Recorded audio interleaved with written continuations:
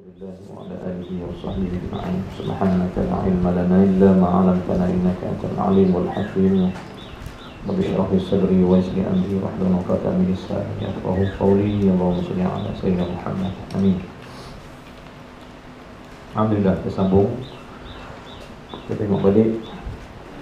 Kita perluaskan pengetahuan kita pada masalah tauhid, cabang makrifat Allah Subhanahu wa taala.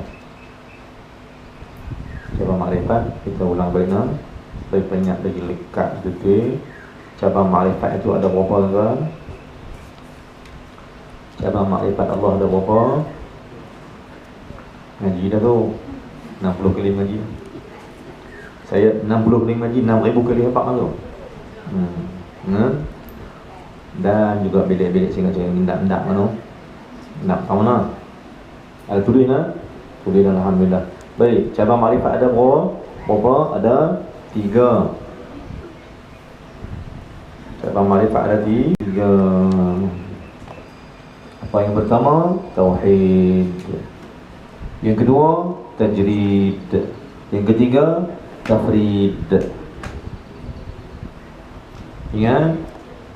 Ingat tak? Lupa? Ingat? Tak ingat ke lupa? Tak ingat ke lupa? Tak ingat lupa, selupa. Cabang tauhid, cabang makrifat ada 3. Pada makrifat, kenal Allah. Cabang ataupun ranting-ranting nak kenal Allah Ta'ala, makrifat itu 3. Kata Imam Rafi'i rahimahullah subhanahu wa ta'ala. Pertama tauhid, kedua tajrid, dan ketiga tafrid. Kita baru belajar 1 daripada cabang 3. Kita baru masuk dalam tauhid baru. Kita tak banyak tajrid lagi, kita tak belajar tafrid lagi.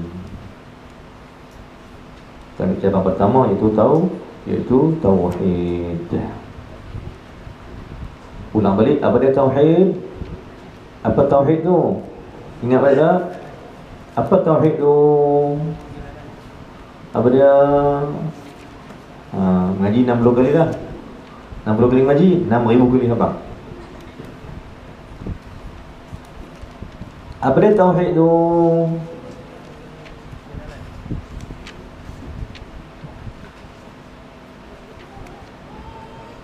Takkan bagi tauhid lidah keluar tak terkata. Apa dia tauhid tu? Kan benda makan dalam mulut kita cakap. Masa-masa dah. Roti je bubuk tak habis juga.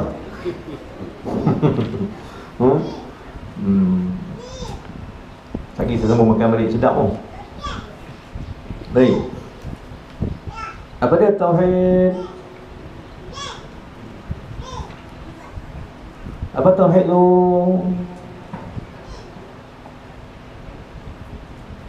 Apa tauhid? Tak cakap pun. Pasal dah bau kacang penuh mulut lah kan. Simpan. Tolak simpan sebelah tu. Cakap tu. Saya keluar balik. Apa tauhid? Tahu mana aku tulis tu. Saya cari. Cari.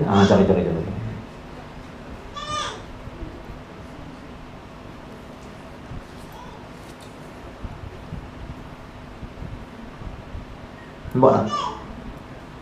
Sebab ni tauhid apa dia? Jumpa lagi tauhid apa? Makrifat ada makrifat? Pada makrifat? Bahasa Arab tu. Bahasa Arab makrifat mana makrifat? Kenal ataupun mengenal. Kenal siapa? Kenal Allah. Makrifat mana? Kenal. Ilmu kenal. Ilmu makrifat mana ilmu kenal? Baik. Dalam cara ilmu kenal itu ada 3. Pertama tauhid. Nak kenal Allah pertama dengan tauhid. Baik. Apa tauhid? Apa dia tauhid? Apa tauhid?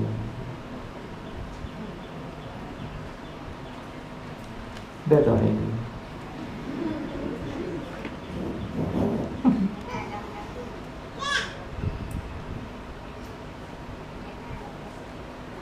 Tauhid itu pada mengaku. Tauhid itu ilmu mengaku. Bila kenal kena mengaku lah. Bila kenal kena mengaku. Mengaku apa? Mengaku Allah. Allah sebagai Tuhan. Baik. Maka ilmu tauhid, ilmu nak ajak kita supaya mengaku sungguh-sungguh bahawa Allah itu tu Tuhan yang amat layak disembah. Baik. Dah masuk tu dah, jatuh sudah tu. Masuk berita lain. Yang bahagian kedua ketiga tu tidur. Kita ambil tauhid dulu lah. Baik. Tauhid kenal Allah Subhanahu wa taala, kenal yang mengaku. Itu kita kata usul tauhid itu adalah la ilaha illallah. Usul tauhid adalah la ilaha illallah. Dan kenal kita mengaku bahawa dia sebagai Tuhan. Betul? Bila kenal, masuklah yang kedua, tajrid. Apa yang maksud tajrid? Kita baca balik apa maksud tajrid. Apa maksud tajrid? Bila ada pengakuan, kena ada penyerahan. Bila mengaku dia Tuhan, kena serah diri kat dia. Maka penyerah diri sepenuh-penuh pada Allah, dia panggil tajrid. Baik. Dia panggil tajrid. Kemudian yang ketiga, tafrid. Apa dia tafrid? Lepas mengaku, kena serah. Lepas serah, jangan bagi ada perantara. Tunggal dia. Maka tafrid mana? Tidak ada perantara. Pengakuan, penyerahan, tiada perantaraan. Ulang balik kali ke-6 juta. Nah, tauhid itu pengakuan, tajrid itu penyerahan, dan tafrid itu tidak ada langsung lagi perantaraan kita dengan Allah. Maka ini cabang-cabang ma'rifat Allah Ta'ala. Tiga-tiga ni bergabung, maka jadilah ma'rifat hakiki.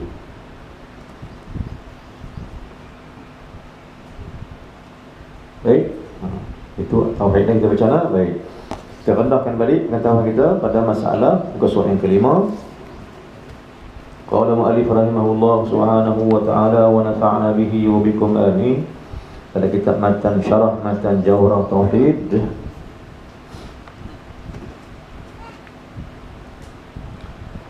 Dan kedua akli, kan? Kita nak hasil ilmu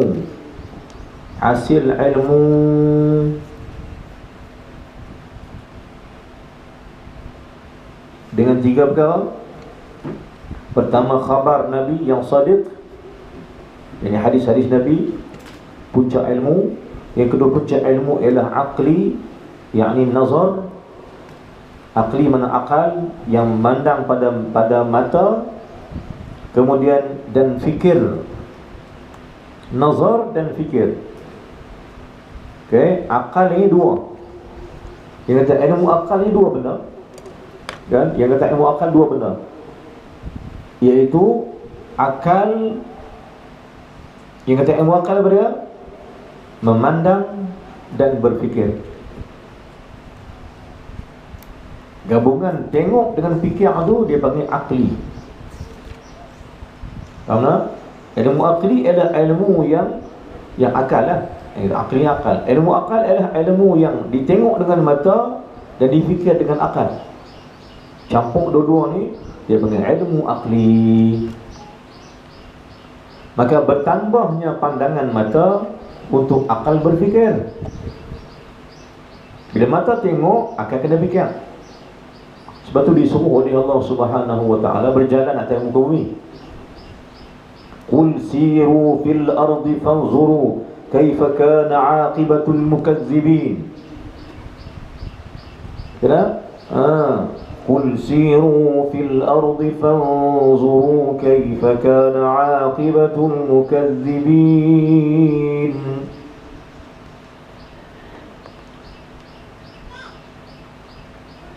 Cuba tengok muka surat ke-67 ada dia.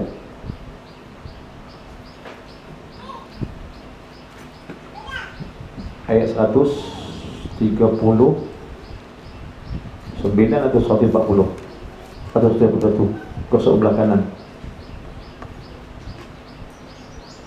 Cerita di atas dia, cerita di atas dia mana? Wasari'u. Tengok bawah, bawah. Saya bagi ke 45 di bawah. 131 137 ayat 137 muka surat 67 surah Ali Imran ayat 137. Ni ayat Allah Ta'ala suruh kita berjalan dan memandang dan memikir. Ayat dia bunyi je lah.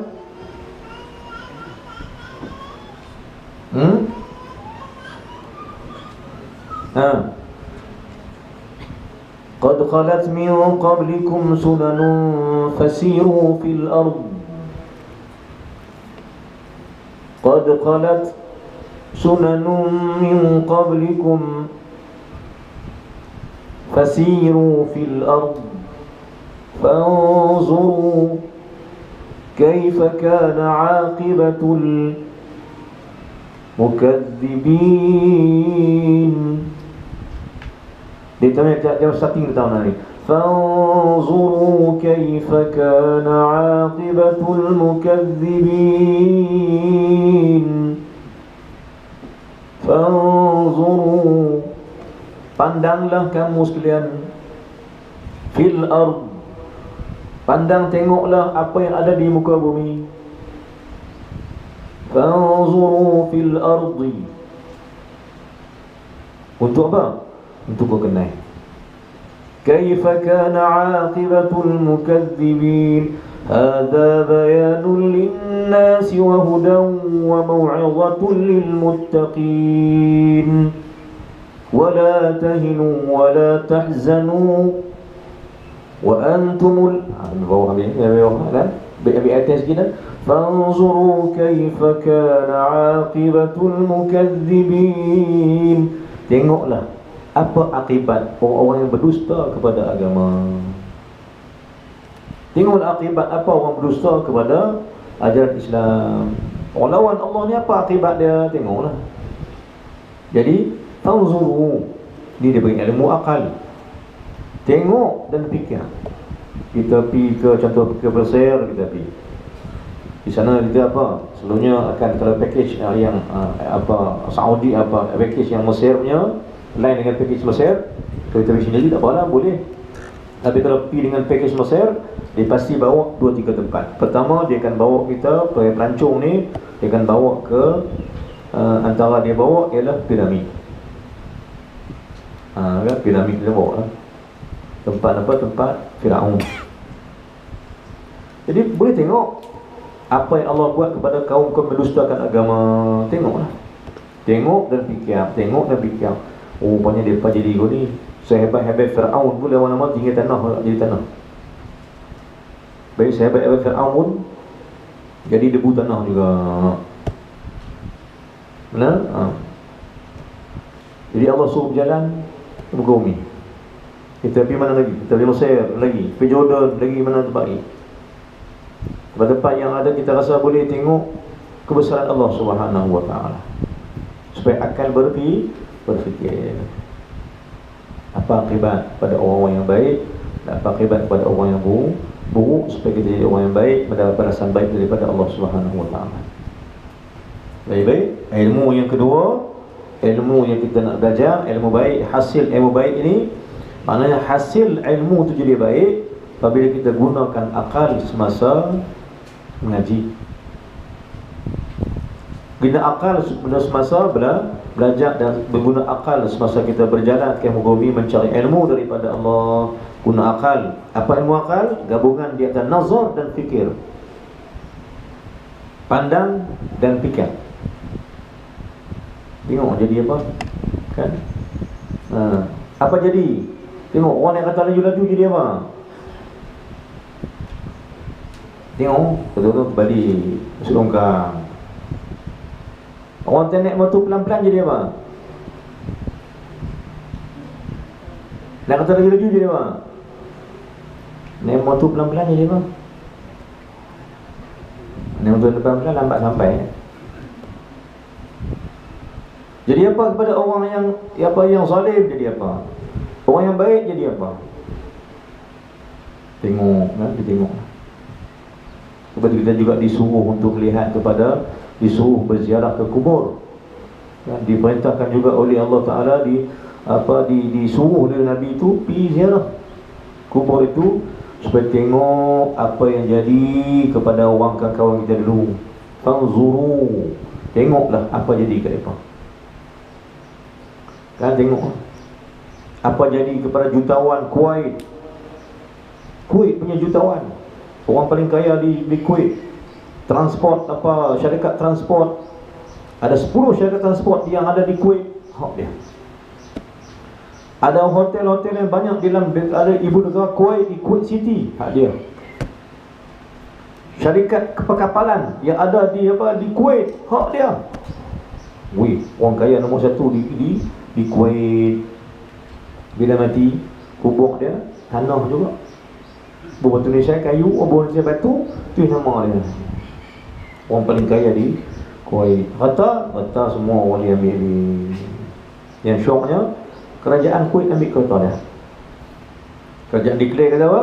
Ni harta, kerana dia ni rakyat Kuwait, maka harta dia jadi hak Kuwait punya pada muka. Dia susah-susah bayar cerita, dia juga orang dia ambil senang. Alasan negara Kuwait apa? Kerana kami memberikan dia berniaga dan kaya, maka harta dia harta negara. Lagu tu pula dia buat. Dan dia kubur dia tanah biasa, tanah merah biasa dengan ada batu satu, dia nama. Maka fanzuru, tengoklah apa akibat orang-orang yang hanya mengejar dunia apa jadi. Tengok. Tu disuruh kita berziarah kubur. Tengok apa jadi. Kan? Kita juga tengok ada viral. Tengok dalam WhatsApp dia orang hantar mai satu kubur di Saudi kan, Saudi. Tengok ni tadi Saudi pasal pakai je ke Saudi. Pasal cara pakai jubah putih serban merah ni memang orang Saudi lah. Orang ni jangan pakai gitu. Kan? Di Saudi tak tahu tempat tahu mana. Di tanah perkuburan, di tengah-tengah padang pasir, kubur pasir, tiba-tiba satu kubur tu ada pokok menghijau. Ada rumput-rumput naik dari kubur ni. Lain semua tak naik apa. Kan? Yang lain semua kubur semua tak ada rumput. Tanah semata-mata. Main dalam kubur ni, tengah-tengah kubur tu ada pasir, tiba-tiba naik pokok. Kubur ni saja ada pokok hijau. Yang lain semua tak ada pokok apa. Maka orang tanya, siapakah pemilik kubur ini dan apa amal-amalnya? Fanzuru kaifa kana aqibatul mukadzibin, fanzuru kaifa kana aqibatul muttaqin. Tengoklah apa yang Allah buat kepada orang dusta agama, dan tengok apa Allah buat kepada orang yang benar dengan agama. Itu ilmu fikir ataupun ilmu bergabung di antara tengok dan fikir. Itu puncak ilmu. So nama dia puncak ilmu terhebat ialah menggunakan akal. Gabungan akal ialah tengok dan fikir. Itu puncak ilmu. Pertama, puncak ilmu hadis Nabi SAW menafsirkan Quran. Kedua, puncak ilmu yang kedua ialah tengok dan fikir. Sebab itu orang yang malas fikir, dia payah mengaji. Dan orang yang lemah dan tak mau berfikir, dia payah nak mengaji. Dia kena fikir. Kalau aku malas baca buku, jadi apa? Contohnya pelajar kan, aku malas baca buku, jadi apa aku? Kalau aku rajin baca buku, jadi apa aku? Kalau aku rajin menghafal Quran, dapat apa aku? Kalau aku rajin menghafal hadis, boleh apa? Kalau aku duduk saja ngaling hari, jadi apa? Orang dua kali nganga, dia 4 kali. Orang sekali nganga, dia 2 kali ngaling.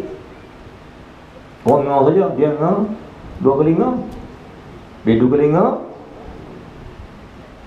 2 kali ngah, jadi ngah. Kan? Orang ngah alif satu je, dia ngah alif ngah. Ngah boleh tuang cendui boleh bagi dia telan lebih. Baik tuan-tuan, muslim subhanallah. Maka guna akal, tengok dan guna akal. Sebab tu soalan balik, orang yang tengok tak guna akal, payah nak dapat ilmu. Akan dia kena fikir selalu. Kalau kurang dia berkata tengah malam, jadi apa aku? Kan? Kalau kurang dia berkata tengah malam, jadi apa aku? Tuan-tuan, muslimin sallallahu, saya ulang balik. Hadis sebut, orang yang bangkit tengah malam ialah orang yang paling hampir dengan Allah. Satu, orang yang bangkit tengah malam ialah orang yang termasuk golongan yang berzikir. Sebab apa? Sebab di waktu orang lalai daripada lena, habis semua lalai, ada orang bangkit tu sebelum dia solat, dia telah ingat Allah. Dia bangkit tu jadi golongan yang az-zakiri. Dia bukan sembahyang lagi, dia bangkit tu kerana Allah, pun dah dikira dia termasuk orang yang berzikir dah. Lepas tu pergi sembahyang pula, lagi masuk dalam orang zikir. Di waktu orang tidur, lalai tidur, ada orang bangkit ingati Allah Ta'ala. Waktu tu, orang yang bangkit tengah malam, diseru, dipanggil oleh Allah sebagai golongan yang mengingati Allah Ta'ala. Jadi cara-cara dia, kalau kita ni payah nak ingat Allah Ta'ala sangat kan, payah sangat ingat Allah Ta'ala, bangkit tengah malam, rajin bangkit. Lama-lama ingatan kita, hati kita banyak lekat dengan Allah, tak masuk lagi golongan lalai dah. Jadinya cara-cara ringkas dia, larilah daripada jadi golongan yang lalai dengan selalu bangkit dan bangun di tengah malam. Kan? Ada orang kata saya masuk bulan 5 bulan dah saya. Dia bulan apa bayar? 1 budak lagi. Roman penuh dia. Kita tengok dia 5 bulan lagi. Dia kata saya masuk tahun baru 2016 ni 5 bulan dah saya. Maksud memang 5 bulan dah. Yang bulan apa? Bangkit lah? Dok, malam dok lagi. 5 bulan dah tak bangkit lagi. Ya Allah, nak tunggu bila bulan apa? Nak tunggu bulan apa nak bangkit? Takut bulan tak main, bangkit pun tak. Bangkit gelap nak gubuk lah. Alhamdulillah. Baik. Jadi bangkit tengah malam, kehebatan bangkit tengah malam ni, pertama, dia termasuk orang yang zakiri. Yang kedua, dia masuk golongan muqarrabin. Faham? Tahu tak? Tulis. Pertama, orang bangkit tengah malam ni adalah orang yang zakirin, orang yang ingat Allah. Kedua, bila banyak ingat Allah, dia digelarkan sebagai muqarrabin, orang yang dekat dengan Allah Ta'ala. Kerana Allah menanti hamba-hambanya di tengah malam. Kan? Nabi abang apa? 2 rakaat di tengah malam, di hujung malam. Fi jawfil akhir, fi jawfil lail akhir. Hadis dalam hadis cerita sembahyang sunat. Hadis cerita sembahyang sunat. Kan Nabi suruh bangkit tengah malam, fi jawfi lailil akhir, di hujung, di akhir malam. Akhir malam, bukan tengah malam, akhir malam. Dia tengah malam, saya bangkit tengah malam saya. Bagus bangkit tengah malam, bagus. Ujung dah. Kan, sepasal apa Nabi suruh bangkit ujung akhir malam. Di akhir malam pasal apa? Boleh dia bangkit tengah malam pun, tapi Nabi suruh tu di akhir malam. Sebab akhir malam tu berapa ke 4. Dia kata akhir malam ke apa? 4 ataupun 3.45. Tu akhir malam 3.45 sampai pukul 5 suku, dia akhir malam lagi dah. Setengah jam sebelum subuh tu dikira pagi dah, dia bukan malam itu. Tapi masih boleh bertahajud dan sebagainya, boleh. Cuma waktu terbaik dia 3.45, 4 suku, 4.30, 45 sampai 5 suku. Itu saja peringkat yang dia panggil akhir malam. kan, akhir malam waktu tu lah. Waktu tu bercantik untuk bersolat tahajud dan sebagainya. Sebab Nabi sebut fi jawfil lailil akhir, di tengah-tengah, di hujung malam yang akhir. Solatlah walau 2 rakaat sekalipun pada Allah Ta'ala. Pasal apa? Sebab pertama nak masuk golongan zakirin, yang kedua nak jadi orang yang muqarrabin. Zakirin makna ingat, banyak ingat Allah. Muqarrabin orang yang terlampau hampir dengan Allah. Dia menghampiri Allah, dekat dengan Allah di tengah malam, di akhir malam, di akhir apa? Akhir malam. Juga muslimin subhanallah. Baik. Maka jawapan dia, gunakan mendapat ilmu yang kedua, cara dia gunakan akal dan nazar dan fikir. Dan fikir kita kepada mengambil istidlal. Ilmu akal pertama ialah ilmu nazar. Akal juga nak bagi baik akal, kena fikir dan kena tengok. Dan apa dia suka kita fikir? Dan fikir kita kepada mengambil istidlal.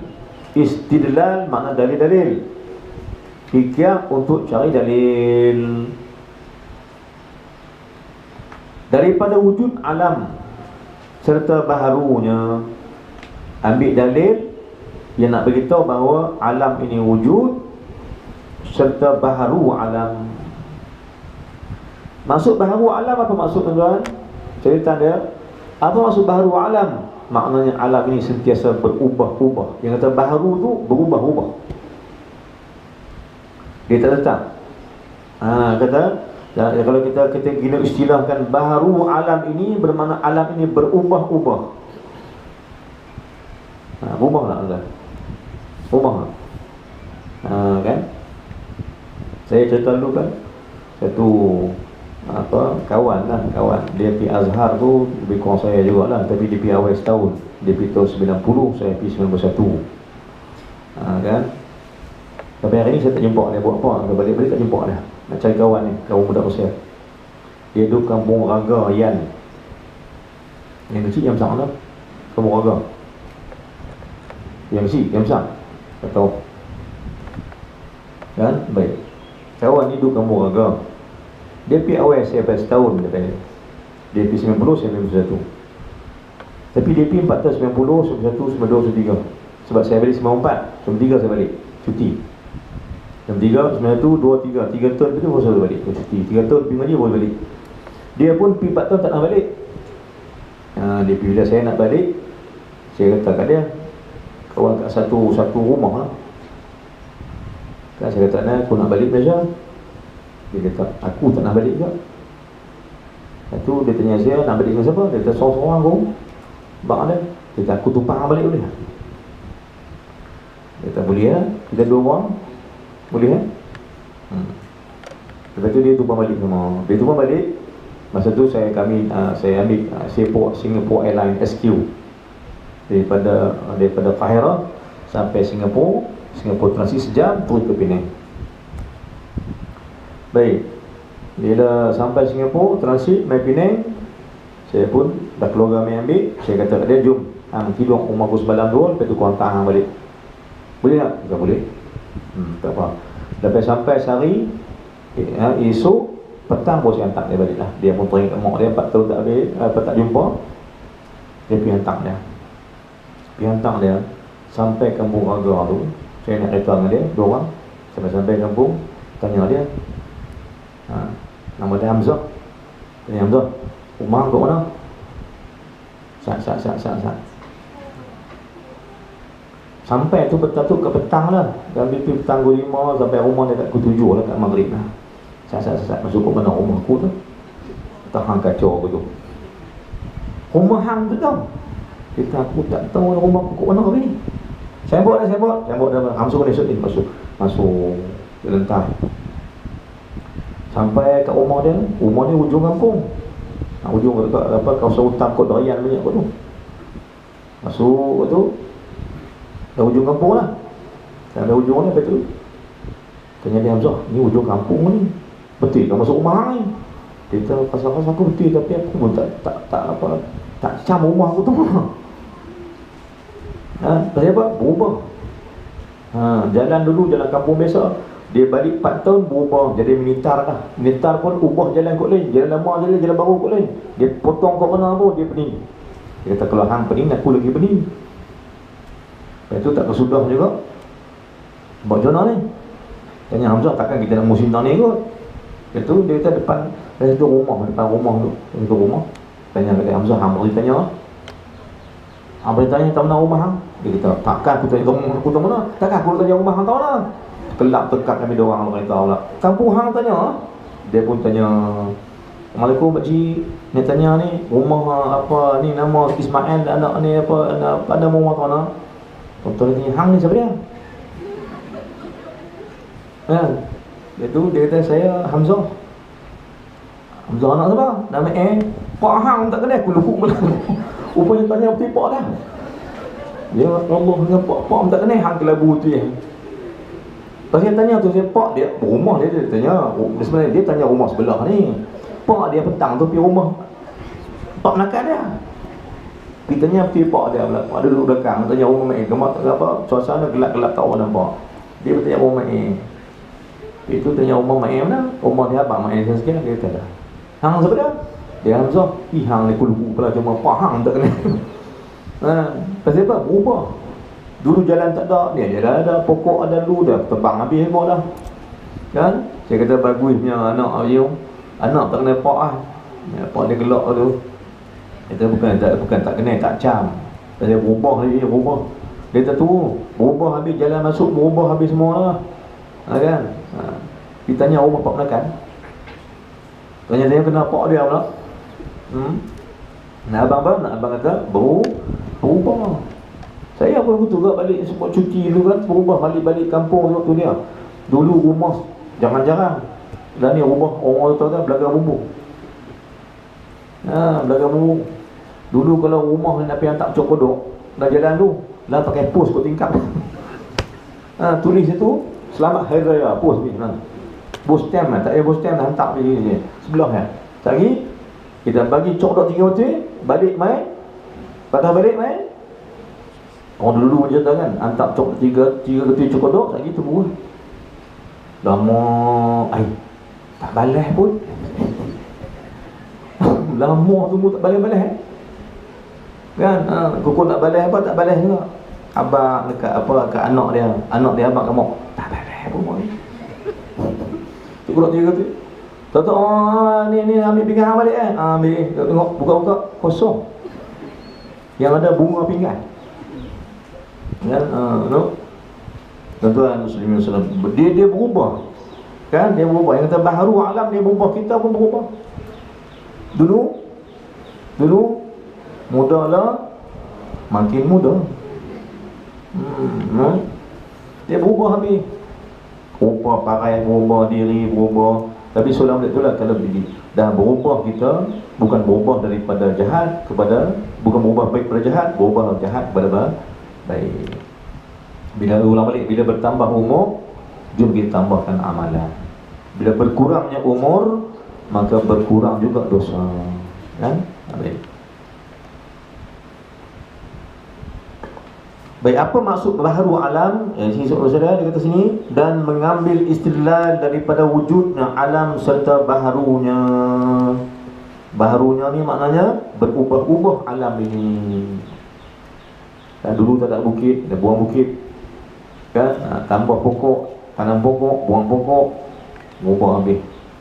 Tu kalau ingat kalau orang mati boleh bangkit balik, dia cari rumah tak jumpa juga. Kalau mata orang mati dia balik, pakai tak jumpa mana rumah aku, dia berubah habis. Dia tak boleh balik ada apa. Tidak dia buat kaunter pertanyaan. Dekat kampung ada kaunter pertanyaan. Orang mati balik tanya rumah aku tak mana. Dia tak tahu tak mana tu rumah, tak tahu tak mana, tapi berubah. Rumah berubah, tambah sana, tambah sini, buang tangga, campur ni, macam. Sebab alam berubah. Sebenarnya tuan-tuan muslimin sallallahu, alam tak pernah berubah. Yang berubah itu manusia. Alam tak berubah. Alam berubah sebab manusia berubah. Pokok duduk tu dah. Dia siapa tebang? Manusia tebang. Bila manusia tebang, dia mengubah alam. Jadi kalau ubah pada benda baik tak apa, tapi ubah pada jahat ni masalah. Baik. Ini maksud apa? Maksud wujud alam serta baharunya bermakna alam ini berubah-ubah.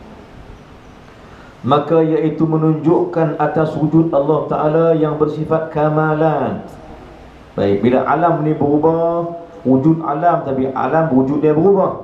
Berubah alam menunjukkan bahawa Allah itu bersifat dengan kamalat, bersifat dengan segala sifat kesempurnaan.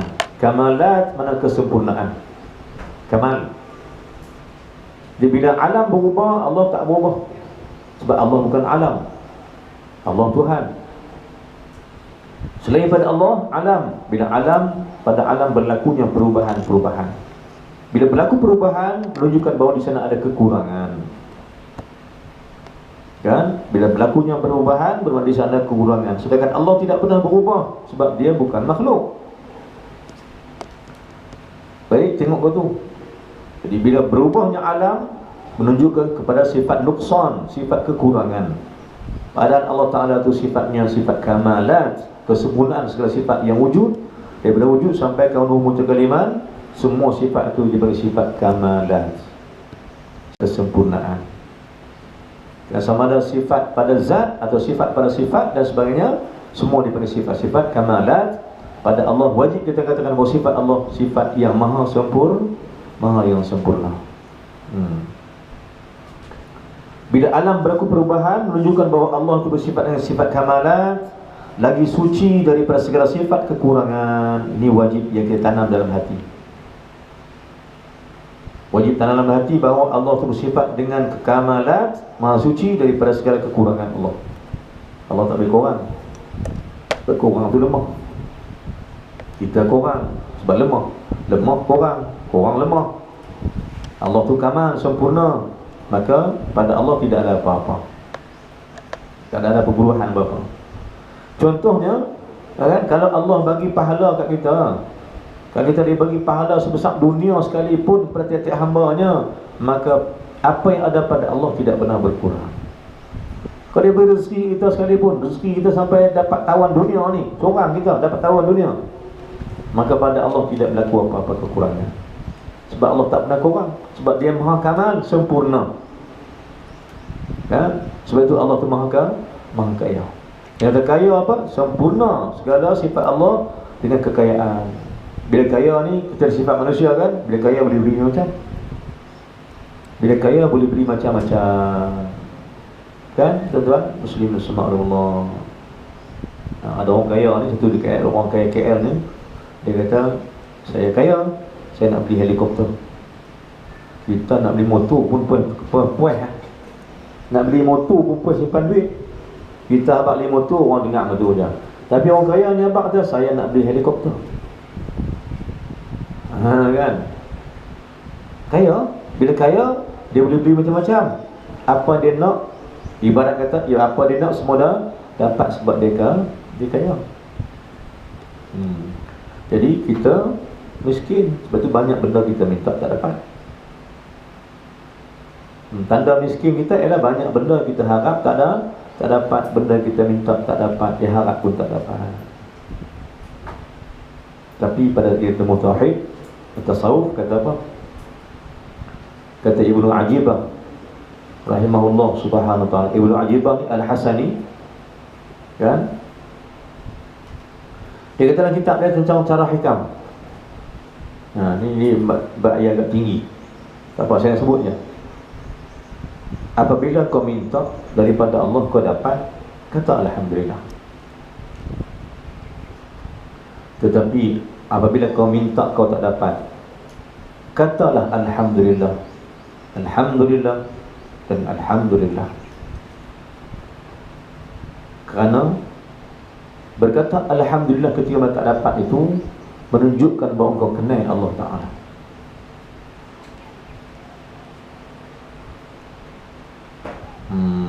Dalam dia punya bincang tu.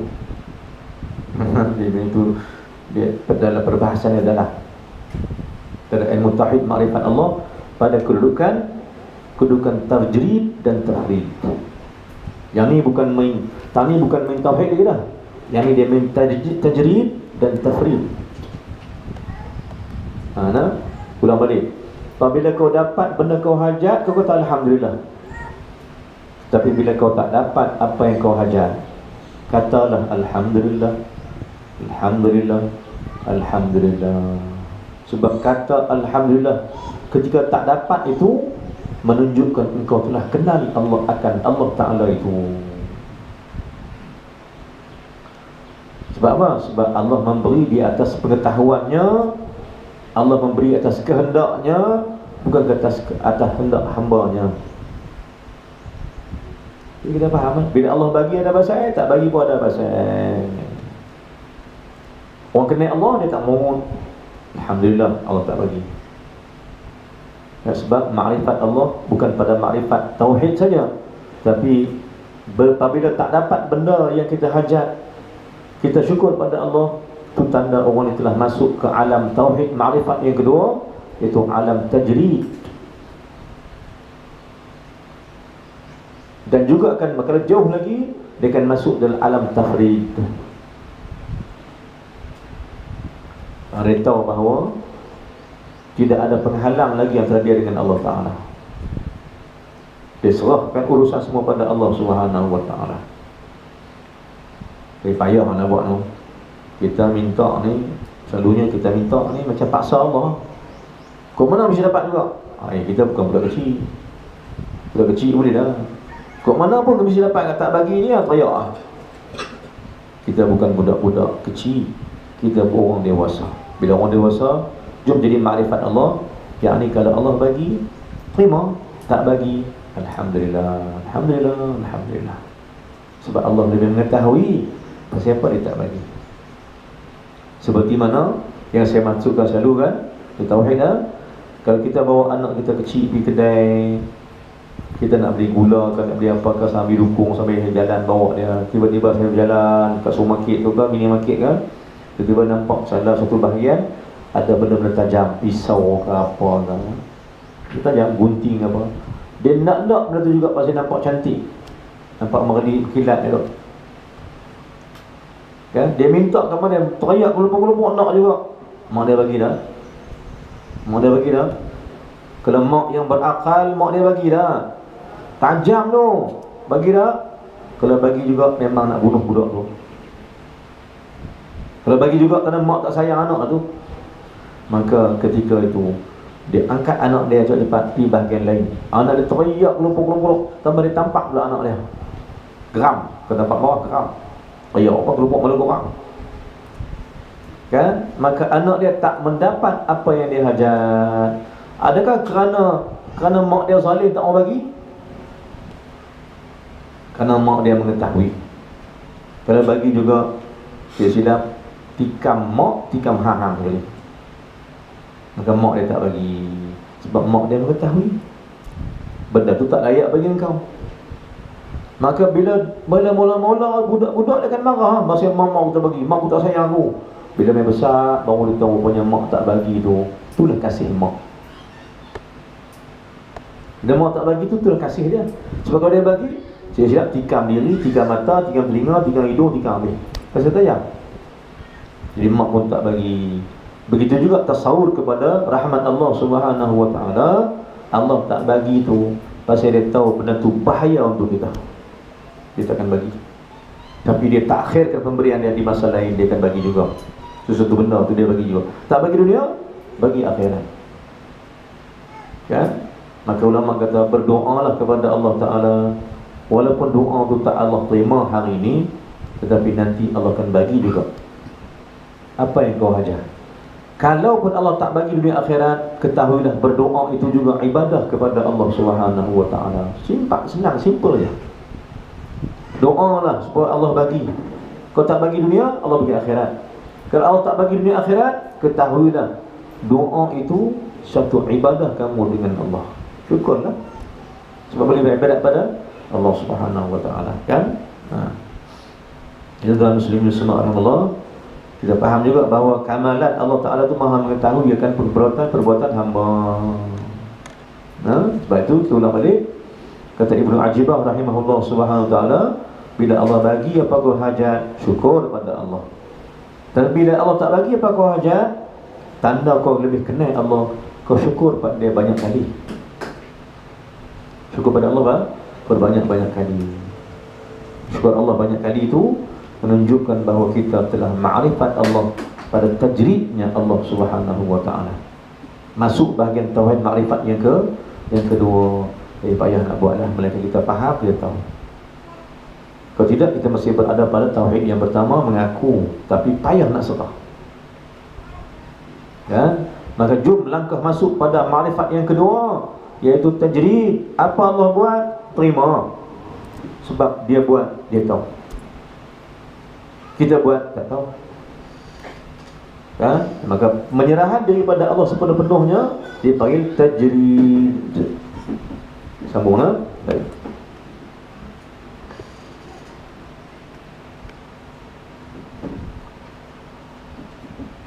Maka iaitu menunjukkan atas wujud Allah Ta'ala yang bersifat kamalat, lagi maha suci daripada segala sifat kekurangan.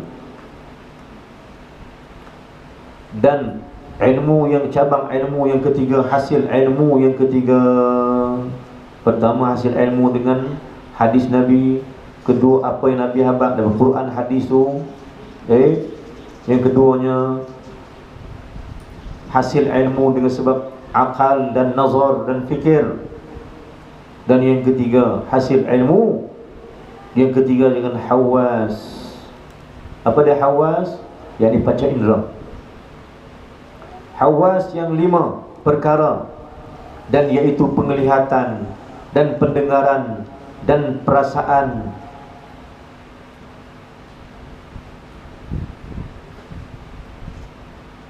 Baik.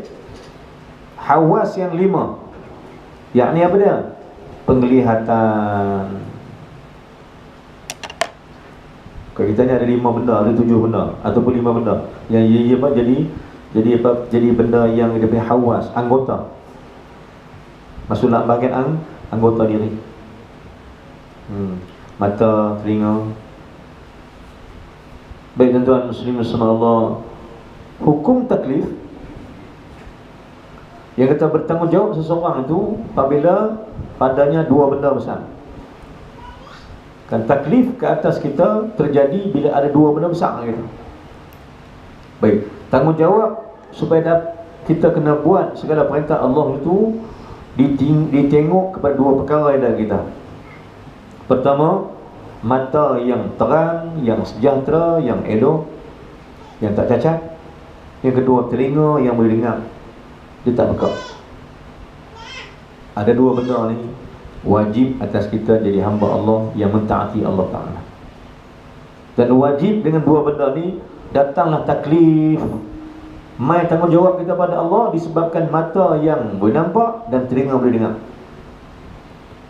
Kalau tak ada yang ni contohnya, sebab tu hukum fiqh kata kalau orang tu orang yang lahir dia buta dan pekak pada awal, maka tak wajib solat ke atasnya. Sebab tak nampak dan tak boleh dengar. Dia tak solat tak salah. Sebab buta pekak daripada kecil, daripada lahir. Maka dipanggil apa? Orang yang ghairu ahli taklif, orang yang bukan orang manusia yang bukan orang yang ditanggungjawabkan oleh hukum syarak. Dia paling tak sembahyang pun tak apa, tak puasa pun tak apa, tak buat apa pun tak apa, sebab dia bukan ahli taklif, bukan orang yang bertanggungjawabkan untuk beribadat pada Allah Ta'ala. Tetapi orang yang lahir ada telinga yang baik, mata yang baik, orang ni dia panggil ahli taklif, orang yang akan ditanggungjawabkan kepada dia dengan bermacam-macam ibadat daripada Allah Subhanahu wa Ta'ala. Bagaimana? Dekat dulu insya-Allah. Wallahu a'lam. Waktu itu disambung minggu depan pula dengan izin Allah Ta'ala. Wallahu a'lam. Aqul qawli hadza wa astaghfirullahal azim li wa lakum.